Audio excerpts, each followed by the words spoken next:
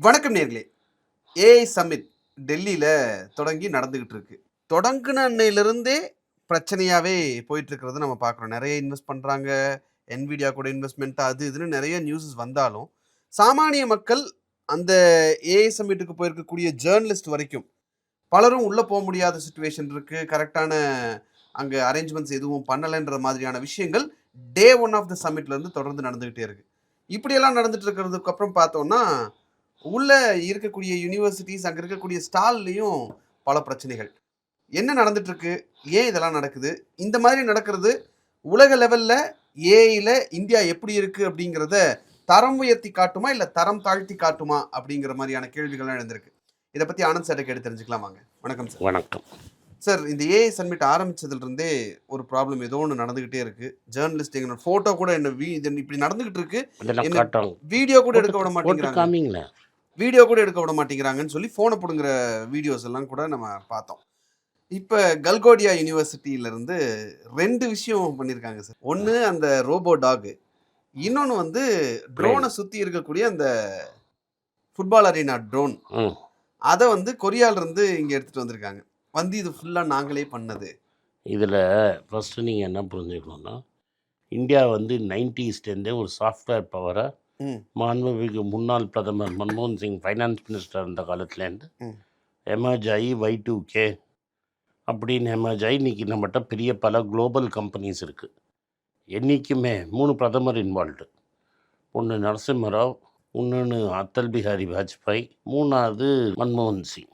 இந்த 3 பேர், அதுக்கு நடுவில் 2 பேர் இருந்தாங்க. அவங்கெல்லாம் 1 வருஷம் தான் இருந்தாங்கன்னு வைங்களேன். இந்த 3 பேருமே யாருமே வந்து ஒரு பெரிய சம்மிட் ஆர்கனைஸ் பண்ணி, ஒரு பெரிய மைதானத்தை ஒரு சம்மிட் ஆர்கனைஸ் பண்ணி, எல்லா இடத்துலையும் கேமரா வச்சு, நம்மளே ஃபோட்டோ எடுத்து, நம்மளே குளோபல் சம்மிட் நடத்துகிறோன்னு சொல்லி அது மாதிரி அட்வர்டைஸ் பண்ணலை.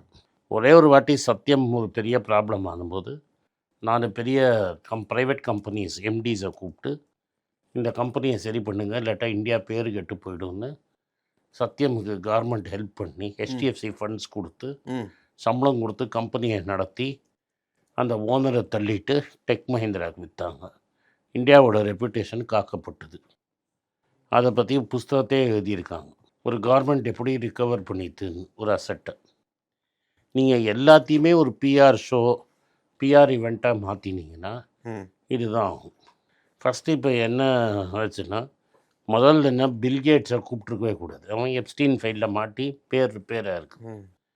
அவரை கூப்பிட்டீங்க, அவர் ஆந்திராவுக்கு வந்துட்டார். ஆந்திராலேருந்து அவர் இதுக்கு வர்றாரு, எதுக்கு? டெல்லிக்கு. நாங்கள் இண்டிகேட் கவர்மெண்ட்டு நேராக ஓப்பனாக சொல்லாமல் இண்டிகேட் பண்ணாங்க. நாங்கள் வந்து நீங்கள் வர வேண்டாம்னு சொல்லிட்டோம். we have indicated to him that he is not welcome. நான் வந்துட்டான் சப்மிட்டுக்கு. நம்பாலும் போயிட்டார். ரைட்டா? நம்பால் உள்ளே போனோன்னு என்ன பண்ணிட்டாங்க, கதவெல்லாம் சாத்திட்டாங்க. வரப்போறாருங்கிறதுனால தான் முதல்ல இருந்தே அந்த ஒரு கதவை சாத்திட்டாங்க. உள்ளே இருந்தவன் வெளில போக முடியல, வெளில இருந்தவன் உள்ளே வர முடியல, தண்ணி இல்லை, சாப்பாடு இல்லை, பாத்ரூம் வசதி இல்லை, ஒன்றும் இல்லை. அது வேறு, இது டெக் சப்மிட்டு. என்ன பண்ணிட்டான், எல்லாரோட கேமரா அது இது எல்லாத்தையும் பிடுங்கி வெளில வச்சிட்டான். ஸோ உள்ளே இருக்கிறவன் உள்ளே என்ன நடக்கிறதுன்னு நீ பார்க்கவே முடியாது. ஒரு டெக் சம்மிட்டில் செல்ஃபோன் கூட உள்ளே எடுத்துன்னு போக முடியாமல் என்ன டெக் சம்மிட்டு. ஸோ இதெல்லாம் நியூஸ் பாயிண்ட் இருந்தது. சரி, நம்ம மானம் வந்து ஒரு புவர் ஆர்கனைசர் அப்படிங்கிறதோட போயிடும்னு பார்த்தீங்கன்னா, ரோபாட்டிக்ஸுக்கும் ஏஐக்கும் சம்மந்தம் கிடையாது. ரோபாட்டிக்ஸ் ரொம்ப நாளாக இருக்குது. நானே இந்த சேனலில் இந்த நாய் வீடியோ பற்றிலாம் பேசினேன்.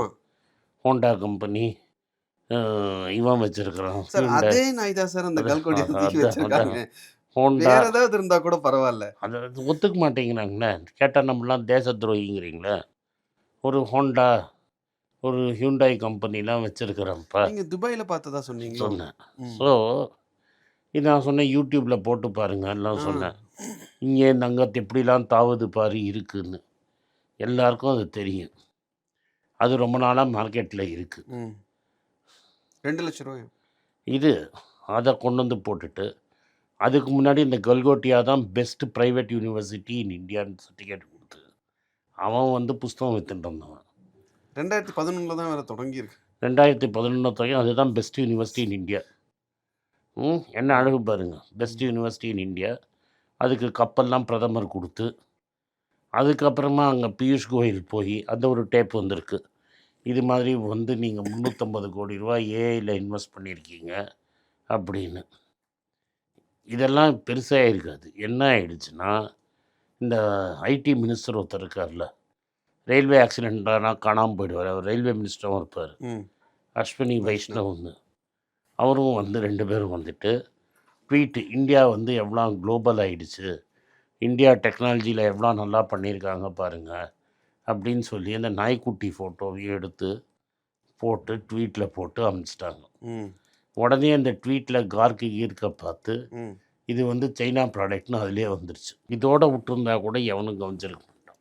ஒரு ப்ரைவேட் காரனுக்கு 6 கோடி ரூபா சம்பளம் கொடுத்து தூர்தர்ஷனில் வச்சுருக்காங்கல்ல, அந்த டிடி நியூஸுக்கு இவன் இன்டர்வியூ, இந்த கல்கோட்டியா எவ்வளோ சூப்பராக இருக்குது, உலகமே இது அப்படி இருக்குன்னு. உடனே அந்த ஆளை கேட்குறான் அந்த லேடிகிட்ட, இது என்னன்னு. இது you should meet Aryan, this has been develop and done at our AI centre. அப்புறம் 350 கோடி இன்வெஸ்ட் பண்ணி நாங்கள் 350 கோடி ரூபா இன்வெஸ்ட்மெண்ட் ஏஐயில் பண்ணியிருக்கிறது. இது நாட்டி அண்ட் பிளேஃபுல்னு அவன் வேற சொல்கிறான். இது வந்து வித்தையெல்லாம் காட்டுது. அதை போட்டு நீங்கள் டிடி நியூஸ்லேயும் காட்டுறீங்க. ப்ரைவேட் சேனலில் நீ காட்டியிருந்தா கூட நான் ஒத்துன்ட்ருக்க முடியும். டிடியில் தான் இன்டர்வியூ வந்திருக்கு. டிடியில் இந்த இன்டர்வியூ அதெல்லாம் பார்த்தோன்னா அந்த சைனீஸ் கம்பெனி என்ன சொல்லிட்டான், ஐயா இது எந்த விலை $280ன்ட்டான். என்னது ஐயா இது எந்த $280 நான் தரேன்ட்டான். மார்க்கெட்லேயே கிடைக்குது, மார்க்கெட்லேயே நீ வேணா நாய்க்குட்டி வாங்கிக்கலான்ட்டான். உடனேயோட ராவோட அந்த கொல்கோட்டியா யூனிவர்சிட்டி அங்கேருந்து வெக்கேட் பண்ண சொல்லிட்டாங்க. ஒரு சீரியஸ் குளோபல் ஏஐ சம்மிட் நடத்துகிற இடத்துல ஒரு ஸ்வீட்டு கடைக்காரன், லவ்லி யூனிவர்சிட்டி, ஒரு லா புக்கு பிரிண்ட் அடித்து விற்கிறவன் கல்கோட்டியா, இது மாதிரி ஆளெல்லாம் எவனா உள்ளே விடுவானா முதல்ல?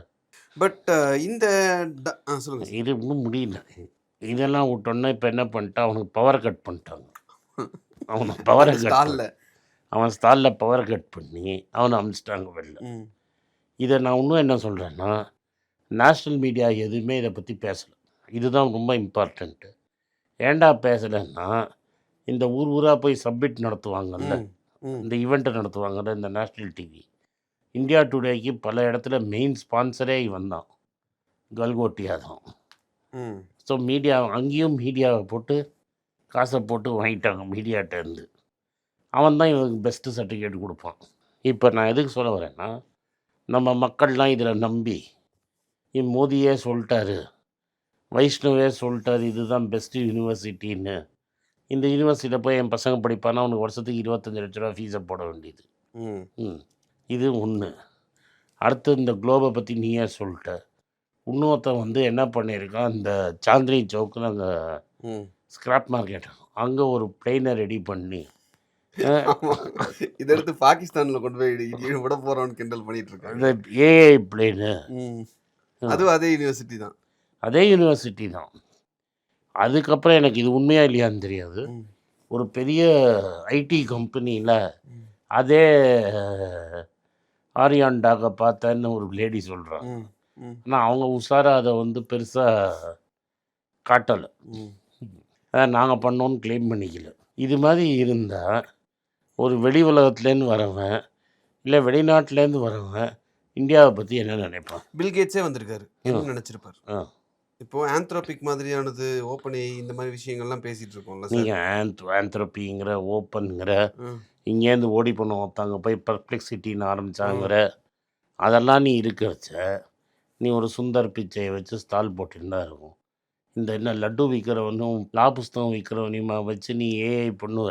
இல்லை சார், இப்போது இந்த மாதிரியான ஒரு சுச்சுவேஷனில் ஏஐ அப்படிங்கிற ஒரு விஷயத்தில் இந்தியாவுடைய பாப்புலேஷனை வச்சு பார்க்கும்போது இன்னொரு விஷயம் இருக்குதுன்னா, ஒரு இடத்துல இன்னொன்று சொல்கிறான், ஒரு 4 ஸ்விட்சை வச்சுருக்கானோ, இதான் ஓப்பன் ஏஐனா ஜெய் ஸ்ரீராம்னா அது லைட் எரியுமா, இது ஏஐயா. நம்ம ஊரில் செல்ஃபோனில் வச்சு மோட்டரை கனெக்ட் பண்ணுவாங்க தெரியும்ல, செல்ஃபோன் அடித்தா மோட்டர் ஆன் ஆகும்ல, அது மாதிரி டெக்னாலஜி கேட்டால் அதுதான் ஏஐங்கிறது. அப்புறம் ஏஐனா என்னன்னே அந்த சப்மிட்டில் ஸ்டால் போட்டவனுக்கே ஏஐனா என்னன்னு தெரியல. இப்போது இப்படியெல்லாம் ஒரு விஷயம் நடந்துட்டு இருக்கிறப்போ ஏஐயில் நம்ம அடுத்தடுத்த கட்டத்துக்கு வரணும். ஏஐ நம்மளை பயமுறுத்திட்டு இருக்கு. பேசிக்காக சொல்ல போனால் டிசிஎஸ், இன்ஃபோசிஸ் மாதிரியான நிறுவனங்கள் ஷேர்லாம் விழுறத பார்த்தா எல்லாமே ஏஐ தான் பெரிய பயம். அப்படி இருக்கிறப்போ இந்த மாதிரி ஒரு விஷயம் நடந்தது அப்படின்னா we are not fit for AI அப்படின்ற ஒரு சிக்னல் போகாதா சார்? நான் என்ன சொல்கிறேன், அரசாங்கத்துக்கு என்ன வேலை? ப்ரைவேட் கம்பெனிகள் எங்கேயாவது நீங்கள் அமெரிக்கன் கம்பெனி பிரசிடென்ட்டு ஒரு சம்மிட் நடத்தி பார்த்தீங்களா? போய் அவரே பப்ளிசிட்டி பைத்தியம். டொனால்ட் ட்ரம்ப் எல்லா கம்பெனியும் ஸ்டாலை போட்டு நான் பண்ணுறேன்னு பார்க்குறீங்களா? நீ எத்தனை கோடி கொடுப்ப, நீ எத்தனை கோடி கொடுப்ப, அதெல்லாம் அவர் ரூமில் வச்சுக்கிறார். அதையும் வீடியோ எடுத்து வெளியில் போடுறாரு. அதை எடுத்து எவ்வளோ தூரம் பப்ளிசிட்டி போடுறவர், நீ எவ்வளோ போடுவ, எவ்வளோ பில்லியன் போடுறவர்.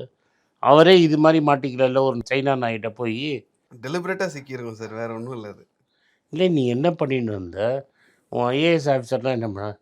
எல்லாத்தையும் நீங்கள் வந்து ஒரு ஈவெண்ட் மேனேஜ்மெண்ட் மாதிரி பண்ணிங்கன்னா இப்படி தான் இருக்கும். எந்த ஸ்க்ரூட்டனியுமே நடக்கலை. ஒன்றுமே நடக்குது. ஸ்க்ரூட்டனி அண்ட் எவன் சர்டிஃபிகேஷன் ஒன்றும் கிடையாது. எவன்லாம் காசு கொடுத்து ஸ்டால் வாங்குறானோ அவனுக்கெல்லாம் ஸ்டால். இன்னும் அதுக்கு வந்து ஹோட்டல் ரூமு டெல்லியில் ஒரு நாளைக்கு 2,20,000 ரூபா ஆகும். இந்த இதெல்லாம் நடக்கிறதுனால இதெல்லாம் நடக்கிறதுனால. Right sir. இன்னும் இந்த ஏஐ சப்மிட் முடிஞ்சதுக்கப்புறம் ஒரு பக்கம் நமக்கு நியூஸஸ் எல்லாம் வரும். இவ்வளோ இன்வெஸ்ட்மெண்ட் வந்திருக்கு, அவ்வளோ இன்வெஸ்ட்மெண்ட் வந்திருக்கு. அது உண்மையா இல்லையான்னு எப்படி தெரியும் நம்மளுக்கு? அது ஆப்வியஸாக அது தெரியறதுக்கு வாய்ப்பு இல்லை சார். அது வரும். $500 பில்லியன் எல்லாரும் வந்து இன்வெஸ்ட் பண்ணியிருக்காங்க. நம்ம 500 பில்லியன் அமெரிக்காவில் இன்வெஸ்ட் பண்ணால் அவன் கத்தி வச்சு வாங்கிடுவான். பட் கொரியாவிலேருந்து இம்போர்ட் பண்ண டாக் மேலே 500 இல்லை, அது சைனா டாக். பார்த்துட்டு சரி, சைனாலேருந்து இது சாக்கர் ட்ரோமு, வேர்ல்ட் ட்ரோமு கொரியா. ஆமாம், இது சைனா. இது சைனா. Okay sir. ஸோ இந்த ஏஐ சப்மிட் முடிஞ்சதுக்கப்புறம் இன்னும் என்னென்ன மாதிரியான விஷயங்கள் நடக்க போகுது, ஏஐயில் இந்தியாவுடைய ஃபோர்காஸ்ட், நம்ம எந்த லெவலில் லேண்ட் ஆக போகிறோங்கிறதே தெரியாத ஒரு ஐடியாவில் இருக்கிறப்ப இந்த மாதிரி ப்ராப்ளம்ஸ் எல்லாம் உலக நாடுகள் எப்படி நம்மளை பார்க்க போகிறாங்கன்றது ஒரு மிகப்பெரிய கேள்வியாக இருக்குது சார். நன்றி சார், இவ்வளோ நேரம் உங்களுடைய நேரங்களை பகிர்ந்து கொண்டு. நன்றி, வணக்கம். குழந்தைங்களுக்காக ஒரு புஸ்தகம் லான்ச் பண்ணோம். அது ரொம்ப சக்ஸஸ்ஃபுல்லாக இருக்குது. யாருக்கெல்லாம் அந்த புஸ்தகம் போகணுமோ எங்கள் டீமுக்கு கான்டாக்ட் பண்ணுங்கள். கீழே இருக்கிற நம்பர்லேயும் வெப்சைட்லேயும் கான்டாக்ட் பண்ணிங்கன்னா உங்களுக்கு அந்த புஸ்தகத்தை நீங்கள் வாங்கிக்கலாம். மற்ற எங்கள் புஸ்தகமும் அவைலபிள். எங்கள் வெப்சைட் மூலமாகவும் வாங்கலாம். கீழே இருக்கிற வாட்ஸ்அப் நம்பர்லேயும் மெசேஜ் அனுப்பலாம். நன்றி, வணக்கம்.